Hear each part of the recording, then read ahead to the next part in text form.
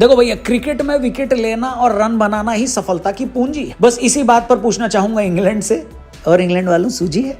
Hello hi नमस्कार, crico देख रहे हैं आप, मैं हूं रौनक, अतिशय मेरे साथ है। और वीडियो में आगे बढ़ने से पहले आपको बता दूं कि हैदराबाद टेस्ट में इंडिया ने पकड़ तो बना ली है, क्योंकि इंग्लैंड के जितने भी धुरंधर थे वो सब आउट हो चुके हैं। जो रूट, बेन स्टोक्स, यानी मैच में अपनी जीत के दरवाजे खुलते तो नजर आ रहे हैं, पर इसके बावजूद हैदराबाद टेस्ट के तीसरे दिन मैच में एक ऐसा फैसला आया जिसने फैंस का मूड मोए मोए कर दिया। क्या था वो फैसला, जानने के लिए वीडियो आगे देखना। बाकी हैदराबाद टेस्ट के तीसरे दिन क्या क्या हुआ उसकी जानकारी के लिए नोपो चैनल पर जाओ, वीडियो बढ़िया बनी है, उसको पाओ। अतिशय अब तुम आओ। हाँ रौनक भाई, सूजी तो जमकर होगी इंग्लैंड की, क्योंकि हैदराबाद टेस्ट में इंडिया ने अभी तक स्टोक्स एंड कंपनी को कूटा ही है। अब इस कुटाई के बाद बेचारे इंग्लैंड फैंस भी बिलबिला उठे और हैदराबाद के स्टेडियम में बैठे फैंस स्टेडियम में नहीं मिल रही सुविधाओं पर सवाल खड़ा करने लगे।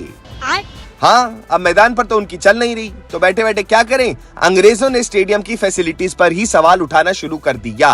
मगर इन बातों को किनारे करते हुए आपको बताते हैं कि आज जड्डू भाई के साथ गलत हो गया, वरना भाई के करियर की चौथी सेंचुरी लगने ही वाली थी। हाँ यार, हैदराबाद टेस्ट में जो जायसवाल और केएल राहुल का हुआ, ठीक वैसा ही हाल जड्डू भैया का भी हुआ, क्योंकि यशस्वी और राहुल की तरह जडेजा भी हैदराबाद टेस्ट में सेंचुरी से चूक गए। खेल के तीसरे दिन पहले सेशन में जडेजा को देखकर ऐसा लग रहा था कि वो अपने टेस्ट करियर का चौथा शतक लगाकर ही मानेंगे, लेकिन 120वें ओवर में जो रूट की गेंद पर उन्हें एलबीडब्ल्यू आउट दे दिया गया। वैसे जड्डू का विकेट भी विवाद की वजह बन गया, लेकिन पहले समझिए कि वो आउट कैसे करार दिए गए। रविंद्र जडेजा ने रूट की गेंद पर फ्रंट फुट डिफेंस किया और इस दौरान गेंद उनके पैड्स पर लगी और ग्राउंड अंपायर ने उन्हें आउट दे दिया। इसके बाद रविंद्र जडेजा ने तुरंत रिव्यू ले लिया। रिप्ले में नजर आया कि गेंद उनके बैट से लगकर पैड्स पर लगी है, या यूं कहें कि गेंद एक ही समय पर बल्ले और पैड से टकराई, जिसकी वजह से जडेजा ने तुरंत डीआरएस का इस्तेमाल किया था।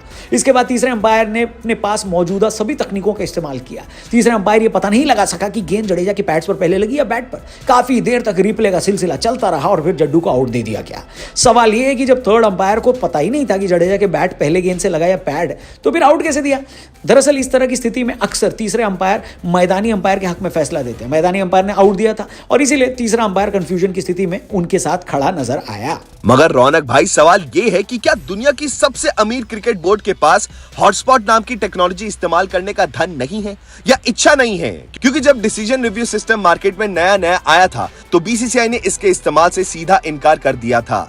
इंटरनेशनल क्रिकेट में भारत वो टीम रही थी जिसने रिव्यू सिस्टम को लागू किया और इस नियम के तहत मैच खेले। आज भी भारत के डोमेस्टिक मैचेस में रिव्यू सिस्टम का इस्तेमाल नहीं होता, बल्कि सिर्फ थर्ड अंपायर रहते हैं जो रन आउट, स्टंपिंग और करीबी कैचेस पर अपना फैसला देते हैं।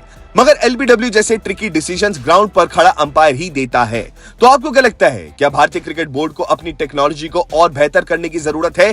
कमेंट करके अपनी राय जरूर बताएं। अरे अतिशय, मेरे ख्याल से ना भारत में टेक्नोलॉजी और डेवलप करेगी आगे आने वाले टाइम में, मगर ये सच है कि भारत इन टेक्नोलॉजीज के प्रति ज्यादा इंक्लाइंड नहीं है। लेकिन क्रिकेट में बढ़ते कंपटीशन को देखते हुए हॉटस्पॉट की टेक्नोलॉजी को अब इंडियन क्रिकेट में इंट्रोड्यूस करने का समय आ गया है।